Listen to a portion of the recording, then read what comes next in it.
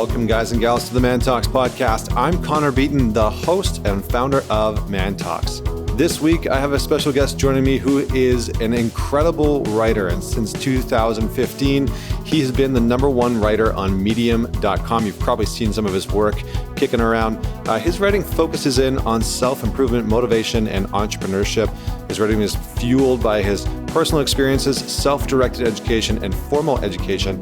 He's currently finishing up his PhD in industrial and organizational psychology at Clemson University. And his research focuses in on the psychological differences of wannabe entrepreneurs and actual entrepreneurs. So what he refers to as dreamers versus doers. And he's currently finishing his dissertation, which should be out by this summer. So joining me today is Ben Hardy. And Benjamin Hardy is, like I said, an incredible writer. He's done some really incredible pieces through Medium.com, which I suggest that you check out. Some of the pieces that he's written have gone super viral and really been featured on Forbes and Fast Company and Inc. and Business Insider and Huffington Post and Fortune and Entrepreneur. There's just so many. Psychology Today.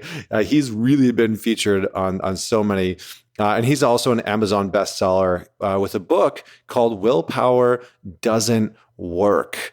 Discover the hidden keys to success. And I thought that this was really interesting because willpower is something that I've heard a lot of people talk about in our community. And, a lot more and more we hear entrepreneurs and people talking about, how willpower is so important and how discipline is so important. And so, Ben kind of breaks down what's actually important for our own success and what actually drives, from a human behavioral standpoint, what actually drives success. And so we dig into that in this podcast episode. We really talk about how important our environment is. And Ben unpacks some of the key drivers behind why our environment shapes us and our behaviors and our values and our beliefs in such a deep way. And it really shifted my personal perspective. I always knew that environment was important. I always knew that environment growing up was important. But I think this podcast episode really gave me a different look at how important environment actually is to our own personal success, which is really interesting. And then we kind of touch on, how to make willpower irrelevant. And we go into high performance. And Ben actually has a very interesting and different definition of high performance, which I freaking love. And I hope you do as well. And really how to create not only the environment for success to be possible, not only how to create the environment for your own personal high performance to be possible, but how to maintain that in a way that is manageable and doesn't cause burnout. And so, it's really interesting because Ben's story is pretty incredible, actually. He has his own family. They've adopted a few kids, and he runs his own business. He runs a 7-figure business, and he's going through a PhD, writing a dissertation, plus he writes for all of these different companies. So, he really kind of does it all and is definitely somebody that I would consider to be a high performer, but also somebody who really values personal time and family time and has that at the forefront of everything he does. So there's a ton of value to this episode. So if you don't have a pen and paper with you, or if you're able to take notes, I would definitely recommend that, because some of the perspectives and principles that Ben shares are definitely powerful. So without any further ado, without any further delay, please welcome Mr. Ben Hardy. Really glad to be here with you. So I wanted to start things off and kick things off as we normally do on the Mantalks podcast, which is tell us a story about a defining moment that made you who you are today. Absolutely. So when I was 11 years old, my parents got a divorce. And, that's not very uncommon. What happened was after my parents got a divorce, it threw my dad into a tailspin. And my mom just was trying to run a company. And so she was just super busy. And my dad, it threw him for a loop. One of the things I've spent a lot of time studying is addiction. And Gabor Mate, he's one of my favorite thinkers in that space. He talks a lot about how addiction is not genetic or biological. More than anything, it's just the result. It's a product of trauma. It's a product of pain, And so what happens is you go through pain and you suppress it. and then you deal with it in unhealthy ways. Addiction's a solution to pain. And so my dad ended up diving deep into heavy drugs and, meth and all sorts of stuff. And thankfully he's, since turned it around and had an amazing recovery. And he's, but during my high school years, it was really bad. And so I kind of barely made it through high school, had a totally volatile growing up experience. The year after I graduated high school, I pretty much did nothing. I mean, I barely made it through. I really have no clue actually how I graduated looking back. I barely went to school, but I was playing World of Warcraft, like 15, 17 hours a day, just living at my cousin's house, didn't have a job, was, eating Little Caesars pizza and drinking soda all day, and just totally was not moving forward and was kind of just avoiding reality, which, so isolation, is often the product of trauma as well, and just not knowing how to process it. And so, I mean, that's kind of, I think, where I was. And it was about a year after I graduated high school that I started running. Just in the middle of the night, I don't know what prompted it. I just decided I'd just start running, and I'd started with like a mile or two. And then I'd just run in the middle of the night, literally in the dark. And then it got to the point where I was running more and more, like longer distances. And when I was running, one of the benefits is that it allowed me to kind of get outside the environment that I was living in.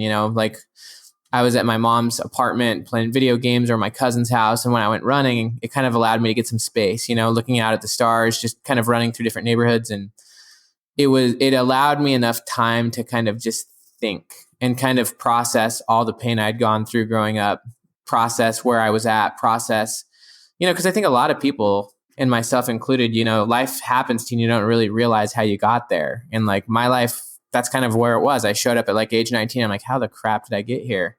And it was during those runs that I was able to kind of think about, okay, what do I need to do? I'm becoming a product of a situation of a life that I don't want. And so I decided to, ultimately serve a humanitarian mission, which was a 2-year experience. So I was able to leave. It was really interesting because the moment I kind of left, and I knew that I needed to leave in order to actually make the change that I needed to, it was literally like a light switch flipped. Like immediately I went from playing video games like 18 hours a day to like working, like hard, different type of work, like doing like community service. And like I was reading books, and I was totally like a different person in a new situation, and that was like the first time I really realized the power of environment and how that reflects in identity, like that those two things are tied together, which is totally different from how most people think in the Western culture. So that's kind of, it was that 2-year experience that really, I started reading a ton of books. I started writing in my journal every single day. And it was that experience that, kind of cemented to me that I was going to live a much different life. Like I was going to create the life that I wanted. I was going to become a writer. I was never going to stop learning. I was never going to stop evolving. And so when I went back for my mission, it was so obvious that I had transformed so much that I knew if I went back to like hanging out with my old high school friends, or if I stayed in that same situation, that I would divert back. And so that was kind of my first like real wake up call, and my first initiation to like, okay, environment matters. And also like, I have to choose my environment, and also I'm going to have a life of learning and transformation. And so I have to surround myself with those types of people and never stop. So, I mean, that's kind of where it all happened. Nice. I mean, maybe not such a nice experience growing up, but I think, what you really talked about there in terms of isolation and addiction being a byproduct of trauma are so true. I mean, I see it in so many of the guys that I work with just consistently, having some childhood trauma or past trauma or traumatic accident in the recent past, causing them to completely shut down, or, trying to like numb out through drugs or porn, or even video games can be an addiction. There's some great work that's being done surrounding that. And I really like the environment piece too. I think it's so true. I remember I took a 2-year span off, much like yourself, where I just like read books every single day and worked and journaled and did that type of work. And I remember having this period of like what I would consider growth and expansion, and then finding myself back, going back home into that home environment that I grew up in, and feeling like those old habits and those old thoughts and those old pieces started to like creep back in. And it wasn't until that experience where I like really started to understand how much environment actually impacts things like mindset. And so I'm interested to know how that all correlates to things like willpower, because you one of the main reasons why I wanted to have you on this podcast, outside of the fact that you're an incredible writer and you've done a lot of amazing articles for Medium and on your website, is because you've just written this new book that I found, even the title, just like really fascinating. Willpower Doesn't Work. And so I want to start there because we have a huge community of guys who are constantly, I think, trying to cultivate this sense of discipline, this sense of willpower. And I'm curious as to why. Let's just start with the general question of why doesn't willpower work? Yeah, that's a beautiful question. Real quick, just so that there's a guest that I'm going to have to fully recommend on your show. So his name is Richard Paul Evans. He's written 38 New York Times bestsellers. He's one of my best friends, and he has a men's community called Tribe of Kings. And I'll jump right into Willpower Doesn't Work, but a lot of what you've just said, and I'm realizing the power of this audience you have. He has some amazing insights, and I'll connect you with him later. But anyways, back to willpower. So why does not willpower work? So willpower is a very popular topic today. It's a very individualistic concept. So because we live in such an individualistic society, we're so focused on the self. We're so focused on what the person can do. In our culture, we have Marvel shows all about superheroes and about superpowers. And it's all about, just who people are. And there's such a avoidance or just a complete lack of appreciation for the environment that shapes the person.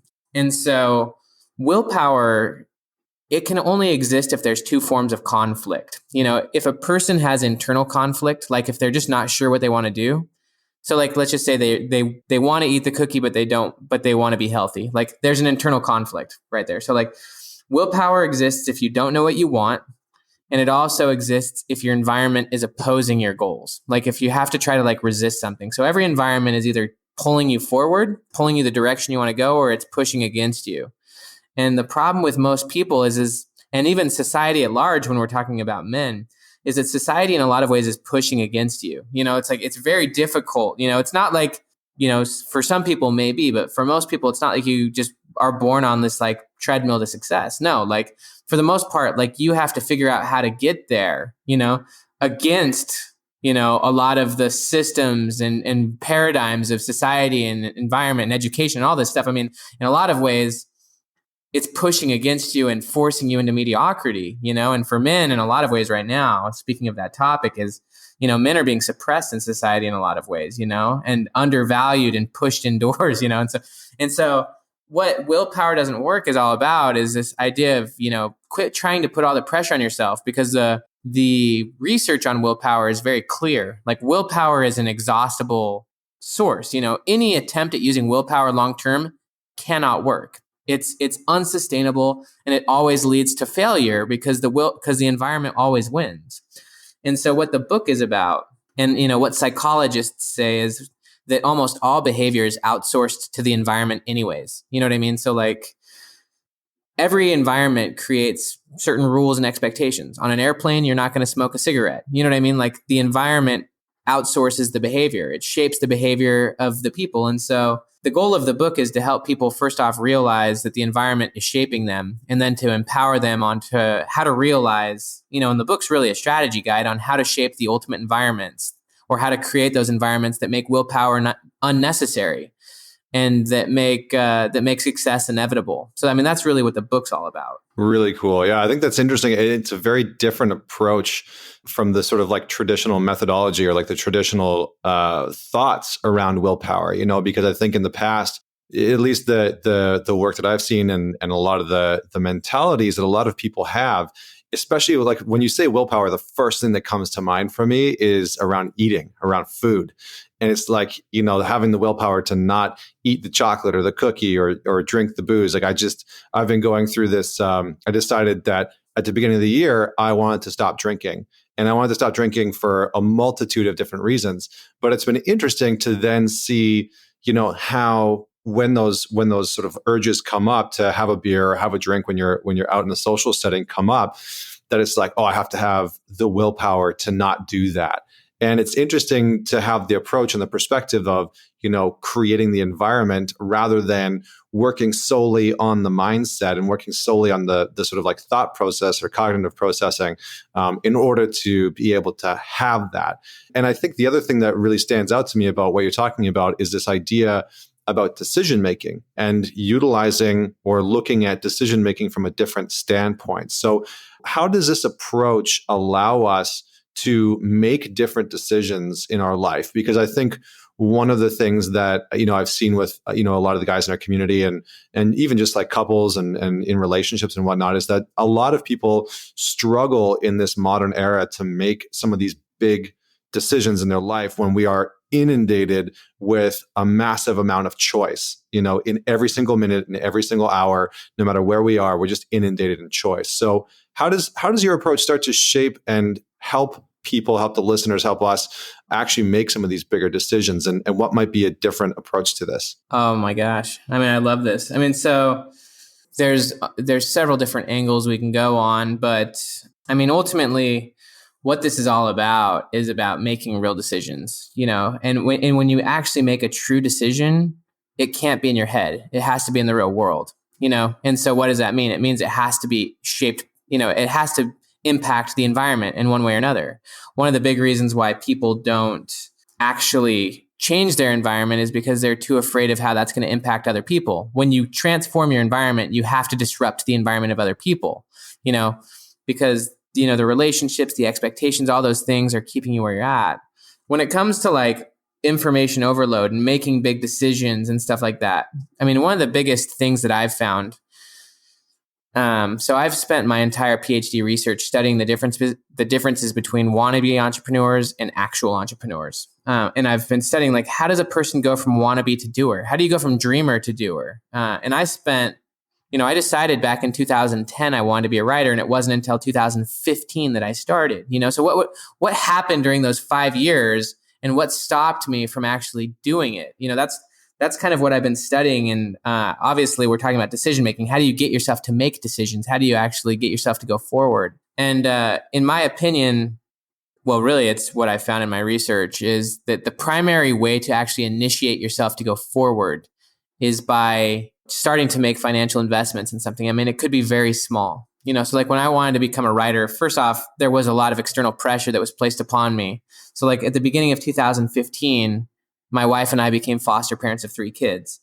And immediately my situation demanded more of me. And that's one of the quotes that I put in the beginning of the book just to kind of prove the power of situation. Will Durant is one of the most famous historians of all time. And after he studied the history of the world, he decided that the shaping of history was not done by people, but by demanding situations. It's kind of like necessity is the mother of invention. And he basically said that heroes are not what shape history, but, demanding situations are what shape heroes. He said that the power or the ability of the average person could be doubled if their situation required it of them. And so that's kind of what happened to me. It's like once I became a foster parent, all of a sudden I realized I had this new set of very heavy external pressure, this responsibility. And that forced me to think very differently about my life. It was like, okay, I've been wanting to be a writer for a long time. I now have these kids to support. I just started my like graduate school, and it's like I realized that time was going to get moving a lot faster, and I needed to actually start acting on my dreams. And that wouldn't have happened if I hadn't had the external pressure to do it. And so then I started investing dollars into my goal. I bought a domain name, and when I was in my first year of grad school, I was making $12,000 a year. They do not pay grad students a lot. And so to pay $800 for a domain name freaked my wife out. It freaked us both out. She wasn't sure if this was just a phase, because I had said I had wanted to do it for a long time. But when I made that investment, I then became increasingly committed. And I think that that's so key for people who want to make big decisions is put yourself in a position where it happens. It's like if you want to run a marathon, sign up for a race like 6 months in advance and buy the plane ticket. Like put yourself in a position where you're invested, because once you're invested, you're committed. And then, I started educating myself. I bought an online course that cost $190, and I started to learn how to write viral headlines and stuff. And so like, I think a big part of it is starting to put money where your dream is, or money where your decision is. And once you start investing dollars, you start becoming committed. And like, you didn't make a true decision if you weren't committed. And so, those are some of my thoughts on commitment and decision. Nice. No, I think that's great. And I love your personal example there. I like to say that choice is a representation of our truth in the world, and that when we make choices, it's an outward expression of what our internal truth is. And in a lot of ways, when we make those choices, like we set an intention for something, or we have a dream, or we have a goal, or we have a vision, and then there's action, there's always the choice in between those two pieces. And it's that ability to, what we choose, it sort of sends us in the direction of our dreams, or of our vision, or of our goals. And so, yeah, I love that, man. I love that. And the investment piece is really important. I think that for me personally, the more that I've invested in myself and my own commitment, my own growth, the more that I've seen those results, the ROI is just on the other side of it. It always is.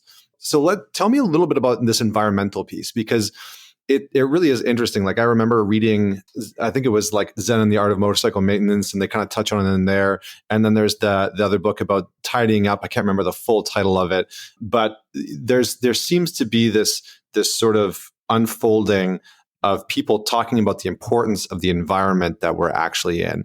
And in the book, you talk about how to create a daily sacred environment to live your life with intention and not get sucked into cultural addictions. And I think that this is a really, really massive component that I would love to unpack and just sort of like look at the different avenues of it, because environment is huge. So maybe tell us, how do we start to create, and why is important, but how do we start to create this daily sacred environment that you talk about in the book? Totally. So, one thing just really quickly, even before that, just to kind of hit the impressions you're getting, you're starting to see environment becoming more and more of a conversation piece, is because it is. And then I'll talk about the daily sacred environment, but there is so much science finally coming forth that's just starting to eradicate this individualistic perspective that's been so dominant, just so that and I don't even go into this in the book, but in Western culture, we are so focused, we're obsessed with isolating things, isolating variables, individualizing stuff. Like almost all of the leadership theories, like back in the 1920s and 30s and stuff, they were all focused on, they were called the the great man theory of leadership. Like, it was so believed that the only way you could be a leader is if you were a man. You know what I mean? Like, it would, and then like over time, you had to be like a 6 foot tall man. You had to have these certain traits. There was a focus on traits, and like that's what leads us to all these personality tests and types. And like we're so focused on like isolating ourselves and putting ourselves in boxes and stuff like that, and we're ignoring the fact that like in every situation you're in, you're a different person. And so like what the science is showing, and it's been showing it for decades in psychology, that like who you are is a product of the situation you're in. And that, the most mindful and powerful thing you can do is be aware of the situation and be aware of how it's influencing you, and be aware of the roles that you're playing, and about how you can proactively shape the situations that you want.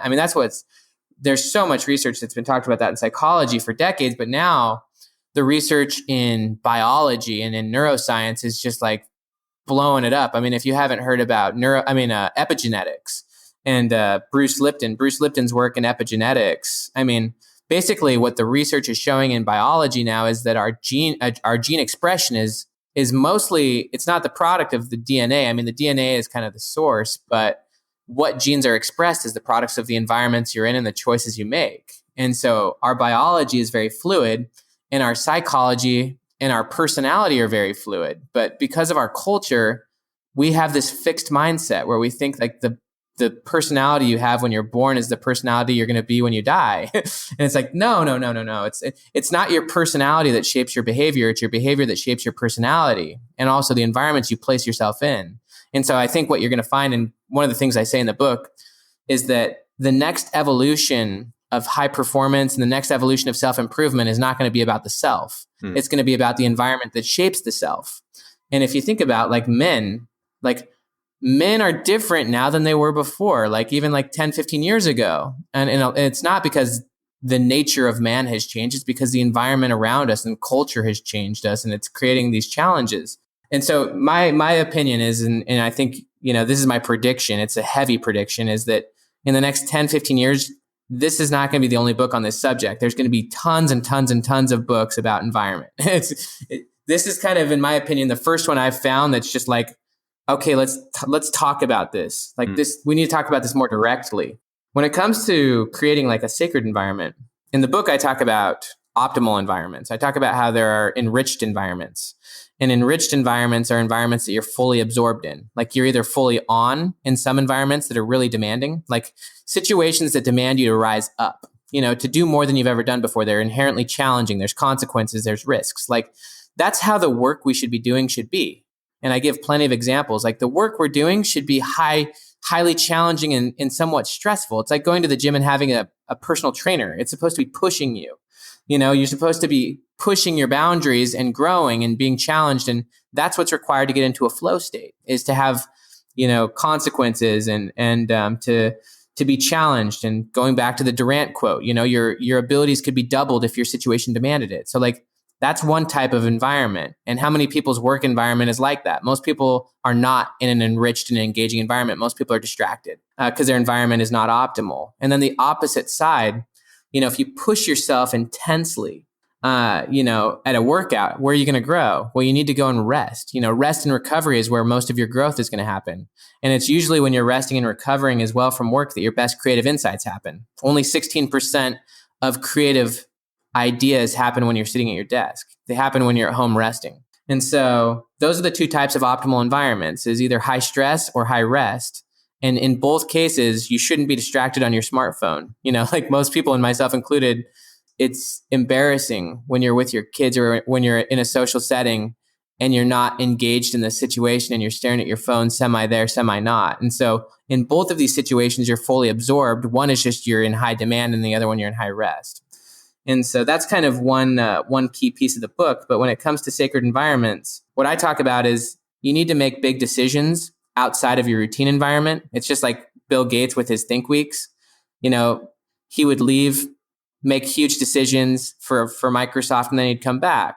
And when you come back, you need a daily environment that keeps you going. And that's your sacred environment. And like your sacred environment, it doesn't have to be like a temple, although it could be. It just needs to be something simple. For me, it's my car. Like every day, first thing in the morning, and this is my morning routine, is just wake up, get in my car, drive to a parking lot away from my house, because at my house, there's just too many triggers, too much environment, too much energy. And I just go to a place where I'm free of all that. No cell phone, no anything.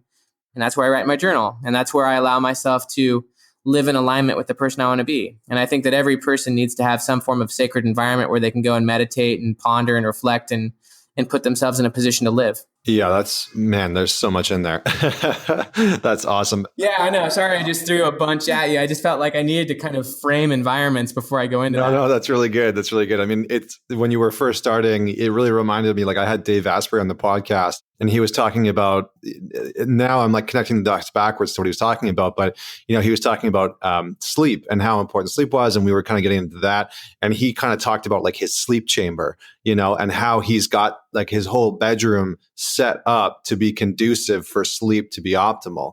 And I think he said something along the lines of, if you create the environment for sleep to happen, then it'll be a lot easier. But we live in this age where, we look at our cell phones right before bed. We've got like a lot of non-natural light coming in from street lamps and, external light sources. And he's like, you're not in the environment for sleep. You're in the environment for your brain and your body to basically be active. And so if you create that environment, then it makes sleep a lot more easy and a lot more possible. And so I like this, very simple concept of high stress and high rest. And I think that we should definitely unpack those a little bit more, because we've also, culturally, I think in some cases, in some channels here in North America, especially, we've kind of gone down this path of like, follow the path of least resistance. And there is this like high value on being able to work work less and avoid any stress and avoid any sort of like, not responsibility, but avoid risk, And so I'm curious if you can unpack that high stress environment and maybe define that a little bit more, because I think that'll be really interesting for people to have clarity on. Yeah, no, I mean, I love your insights, man. This is a cool conversation. I mean, real quick, just on the Dave Asprey thing. I mean, pretty much what he said about sleep, you have to set up the environment for it to happen. That's pretty much the whole book. You have to set up the environment for anything to happen, whether it's a positive social experience or whether it's to write a sweet viral article, or whether it's to do anything. You got to set up the situation to make it do it. When it comes to, the American culture of do as little as possible to get the easiest result. It's funny. I have a family member who he actually did a humanitarian mission in Korea. And in Korea, they value hard work. Basically, my in-law, or I think it was my brother-in-law, he talks about how in America, we talk about how it's so cultural to say, don't work too hard. You know what I mean? It's like, if someone's going to work one day, it's like, all right, don't work too hard. They would never say that. They would never say that in Korea. Anyways, when it comes to high stress, so there's a concept it's really just like a fitness or something concept. It's called eustress. So in order to grow a muscle, you have to put pressure on it. You can't get stronger by not stressing something out, and then you have to rest it, stress, rest. And basically what's really cool about human beings, and it's undervalued again because of this fixed mindset, is that humans are very adaptive. If you think about the story of Viktor Frankl in Man's Search for Meaning, he said that the biggest surprise of the concentration camp was how fast everyone adapted to the environment. Like the shock and horror of just what was happening, all of the people getting murdered and stuff. He said it was surprising how fast the horror turned into apathy. Eventually and very quickly, it was just like they were just watching it happen and the emotions went away. And that's because human beings are so emotional. It's like jumping in a swimming pool. Like when you jump in a pool, yeah, it's cold for 20 seconds, but very quickly your body acclimates to the new environment. And then you're no longer conscious of it. Then you're just operating subconsciously and swimming. You're not even thinking about the temperature anymore. And so when it comes to high stress, I think recognizing the ability that you have to adapt very quickly to intense environments and learn through experience rather than just reading books. It's like I could have read thousands of books on parenting. And there's no way I would know as much about parenting as I do after 3 years of actually foster parenting 3 kids. Learning through raw experience where the stakes are high, it forces you to just figure it out because the consequences are real and they're in real time and they're immediate. And because you're forced to learn things that you've never done before. And, I provide a lot of examples in the book of how people set up their situations, so that the stakes are high, so that they perform at the highest level. One of the stories I use is John Burke. He's a brilliant pianist in Atlanta. And, age 29, he's composed and, released 9 or I don't even know, several amazing albums. And last year he was nominated for an Emmy. And I interviewed him and just asked him about his creative process. And basically, this is what he said. This is what he does. Whenever he decides he wants to create a new album, the very day that he thinks about it and the very day that he kind of gets the idea that this is what he wants to do, even if the idea is not fully fleshed, it's just like, yeah, I want to do this thing. I want to create an album around this theme. Immediately that same day, he calls his sound engineer and he schedules an appointment to record the album, which is at this point only an idea. So 3 months in advance, he says, I want to get on the calendar to record this album, and then he pays the cost of what it's going to cost to record it, for that week.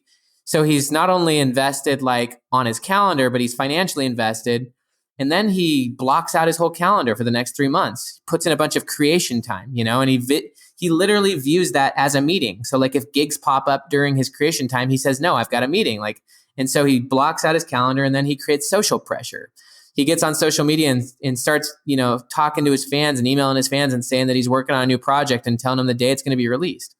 So, ultimately what he does is when he has this idea, he immediately goes about creating all this external pressure around himself to make sure he does it.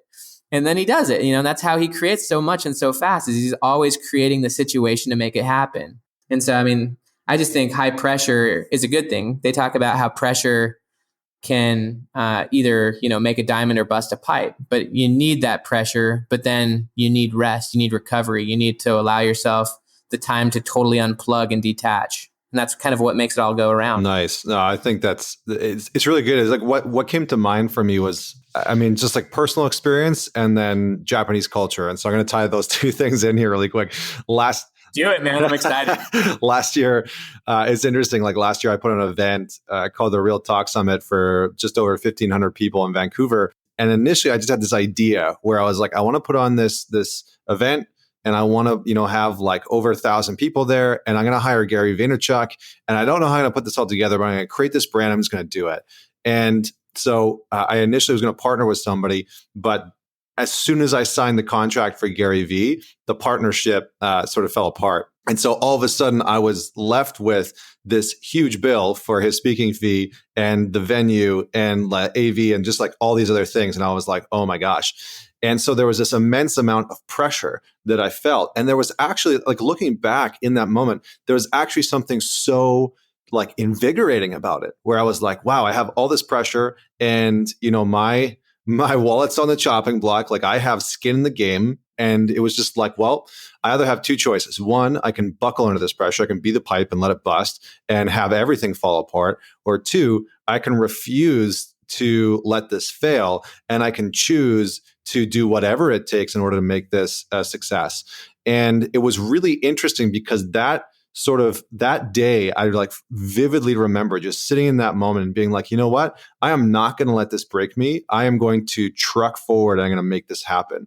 And so there was this incredible amount of pressure. And, the event turned out great. And there was 1,500 people there. And we had some cool sponsors and some other great speakers and et cetera, et cetera. But the moral is that I had never put myself in that level of a pressure situation before. And I remember so many people asking me, like, how did you deal with this? And I was like, well, I just chose to not fail. I chose to do whatever it takes in order to have this be successful and actually unfold properly. And so I fundamentally agree that sometimes putting ourselves into those situations, into that good type of high stress that's going to push us outside of our boundaries, and choosing to be there, because I think sometimes people find themselves there through circumstances and allow those circumstances to crush them.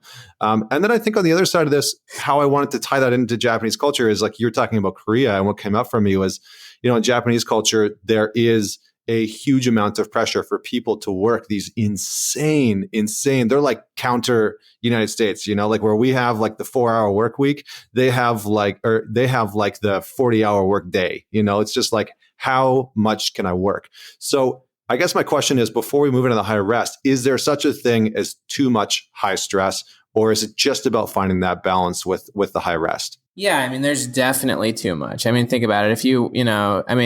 If you don't have the muscle capacity and you try to lift 400 pounds, you know what I mean? Like, there is too much on a psychological and on kind of like an emotional level. I'm not necessarily sure what the limits are. I mean, who's to say, when you created that situation with Gary Vee, that you were ready for that? You might not have been ready for that, but like that situation, is a defining moment for you now. And so, when it comes to taking on high realms of responsibility and stuff like that, I'm not actually sure what the limits are. I definitely know that there's, too much is, you've got to kind of pace yourself. I mean, I think you can make quantum leaps. I mean, what I like about this approach to self-improvement, rather than making incremental progress like to your behavior, which is what I would say is like the more individualistic and willpower approach, where you're just trying to incrementally improve yourself. What's cool is when you take on big situations like this, you can make huge leaps. You can make quantum leaps. I mean, you can go from like taking on, I don't really know what you had dealt with before that, but this might be like 5 levels up. You know what I mean? As far as like the amount of intensity, and that forced you to evolve to a much higher level, which then expanded your psychology and changed your worldview and changed what you can do, and then obviously you can't do that every single day or else you're going to bust, but like, I bet you walked away from that experience a new person with a new perspective of what you could do. And that's probably altered your approach since. I'm guessing you're living a little bit bigger than you did before that, No, 100%. Absolutely. Yeah. And so, I mean, I love that. And I was going to say, if you can unpack the high rest, because this is something that, as sort of like a type A in the past, I definitely undervalued rest a lot. And I would just like push until basically like my body would shut down or, something fell apart, like one of the spinning plates eventually fell and smashed on the floor. So can you unpack a little bit around how do we set up an environment for high rest? What does that look like?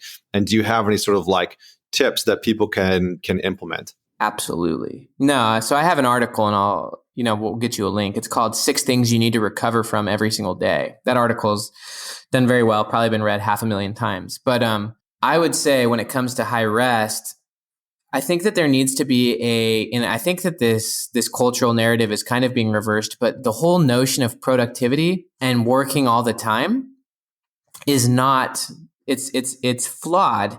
Like rest and productivity are actually like go way more hand in hand than like being busy and being productive. Like for me, like some of my most productive moments, and when we're talking about productivity, it's not about, doing tasks, it's about making progress. If you can, and I think that's really what the 4-hour work week is actually all about, is it's about what one slice, will move you forward 20 steps versus taking 20 actual steps to get there.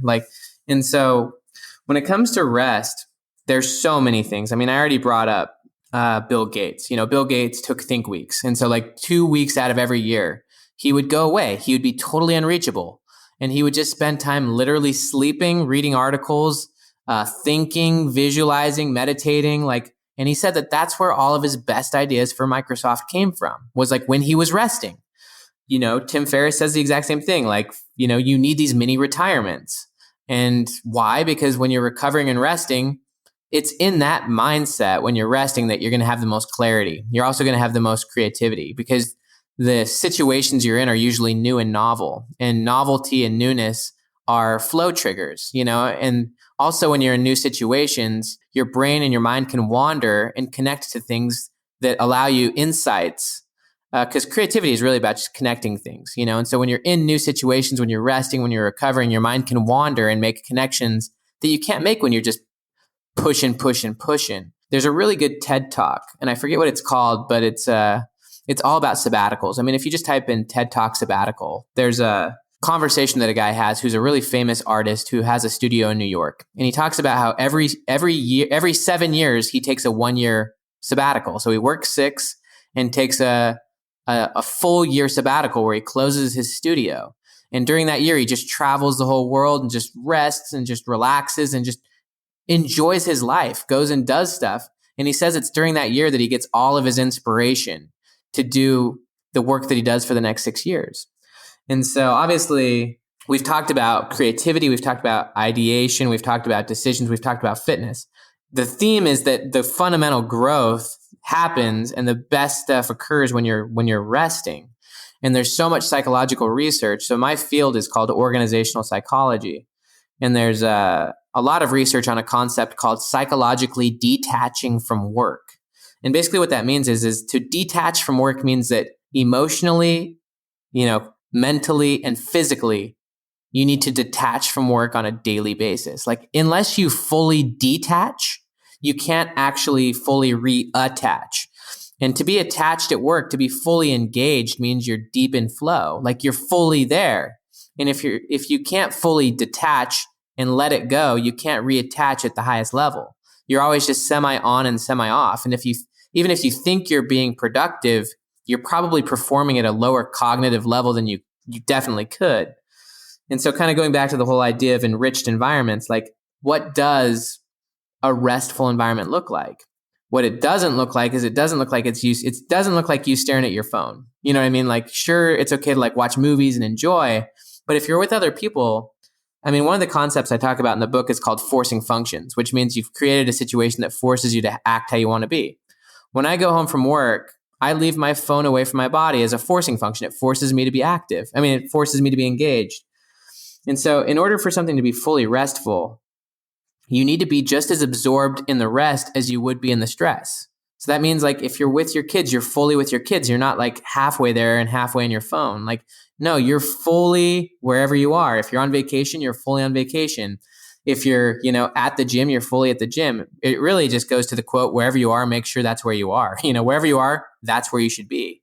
And when you're resting, unplug, like leave the technology away. There's so much research about how you can't sleep as good if you're staring at a screen 10 minutes before. Like create the environment where rest can happen, where you can actually be with your loved ones, where you can actually decompress, where you can actually relax and like enjoy life again, rather than just be a workaholic. So I think that it's just really simple. Just set up the environment so you're not thinking about work. I mean, it's okay to get thoughts, and when you do, plug them down, but actually be where you are. Yeah, it's so hugely important. I mean, just on that note, the TED Talk that you're talking about is by Stefan Segmeister, and it's called The Power of Time Off. So that I'll put a link for that in the show notes. But I really like the force function idea. Like I do something similar when I come home. My fiance and I have a tray on the side of the kitchen counter that our cell phones go on. And after a certain period of time at night, like after 8 p.m., we'll put them over there. And unless it's an emergency or unless we're going to like call our family or something like that, they just get put over there and we don't touch them. And it has fundamentally changed our home life in a huge way because we're much, much, much more present with each other rather than sort of like you said, being half present, sort of half there, half recharging and fully in the moment, which is an incredible experience. So that's awesome, man. So thank you so much. I think just because we're running out of time, we're going to wrap up. I mean, I could talk to you for hours about this because I love this topic. I don't know if that's clear, but I love this topic. I am curious, what is one of your favorite parts of the book that we maybe haven't touched on yet? Thanks, man. Yeah, thank you for that. Oh, man. I mean, you've done a really good job at facilitating this conversation. I mean, I talk about all sorts of stuff. I mean, I think we've hit some of the big keys. I really like the beginning of the book about really just kind of providing the actual, and I'm not going to go into it now because it's not as strategic, but for people who read the book, I think the first 2 chapters really are, convincing about that you and your environment are 2 parts of the same whole, that who you are in one situation is who you are in a different situation. And so I guess I'll just kind of like close this down with a couple ideas that I think, if you really think about, will ring true, but they're actually the reverses of what most of our culture believes. So like number 1, and I think I've already said it, it's not your personality that shapes your behavior. It's your behavior that shapes your personality, and the behaviors you do are deeply resonant with the environments you're in. And so, there's another quote, from Dr. Marshall Goldsmith. He says, if we do not create and control our environment creates and controls us. So, either you're being shaped by an environment you don't want, or you're creating an environment that shapes you into the person you want to be. It's not choice or environment, it's the choice of environment. And that's I think your biggest responsibility. And that's kind of what you did with the Gary Vee thing, is you created the situation that forced you to do something. So just like our personalities are not fixed, our confidence obviously isn't fixed either. It's not confidence that leads to success. It's successful behavior that creates confidence. And that's why you need to have these morning routines and actually behave in ways that are congruent with what you want, is because when you start behaving in desired ways, then the confidence comes. And so I think those are just some of the big keys, what I really try to destroy is this idea of this fixed personality, and instead tried to show that your personality, first off, there's, so back to the idea of trauma. There's a book that came out in the last couple of years, but it's now starting to finally get some steam. It's called The Body Keeps the Score. It's something I recommend to anyone, especially men, because, we've all gone through a lot of trauma and challenge. And that book talks about how when you go through a traumatic experience, your personality literally freezes. You get stuck in time. And even though you're having new experiences, you're not living there. You're living in the past, and you're not integrating those new experiences in, and you're not evolving as a person. And so I would say there's 2 core reasons why people get stuck and they plateau as people. One is that they have, these suppressed traumas that keep them frozen. Your personality is never supposed to stop developing. It's never supposed to stop changing. But we have a culture that believes that it does, but it's really the product of trauma. And the second one is kind of going with your Gary Vee thing. People aren't creating what I would call peak experiences. Like that Gary Vee thing for you, that was a peak moment that's now a peak memory. that was a life-altering experience. And in the book, The Power of Moments, Chip and Dan Heath talk about how certain experiences alter your trajectory. And most of those experiences for most people happen in their teens and in their 20s. And then they stop happening, and that's where people's personalities get frozen. It could be trauma, or it could just be because people aren't taking on that high pressure that forces them to figure things out in new ways. And so just bringing all this together, you don't have a fixed identity. Your environment is shaping you. And, you have the power to make big decisions that can alter who you are. And that to me is very empowering. And that's where all the science is going, is that, nurture is far more powerful than nature. And we're figuring out a lot about how fluid people really are, both on biological and psychological levels. Amazing, man. Well, this has been a really great conversation. I really appreciate you coming on. For all the listeners out there, definitely you can check the show notes, so you can head on over to Amazon and check out Willpower Doesn't Work, Discover the Hidden Keys to Success. Or you can check out Benjamin Hardy on his website. It's benjaminhardy.com. Ben, thank you so much for being on the podcast. This was an absolute treat. Yeah, man. No, it was an honor. Thank you for having me. Thank you so much. So for all the other listeners that are out there, thank you so much for joining us today. Do not forget to head on over to Apple Podcasts, Apple Music, and leave us a review. It goes a long way. Leave us a rating and man it forward. If you love this podcast episode, man it forward, get it into the ears and onto the phones of somebody else that could use this podcast episode, because there was a ton of valuable information. So until next week, this is Connor Beaton signing off. Join me next week for another inspiring conversation with another inspiring individual.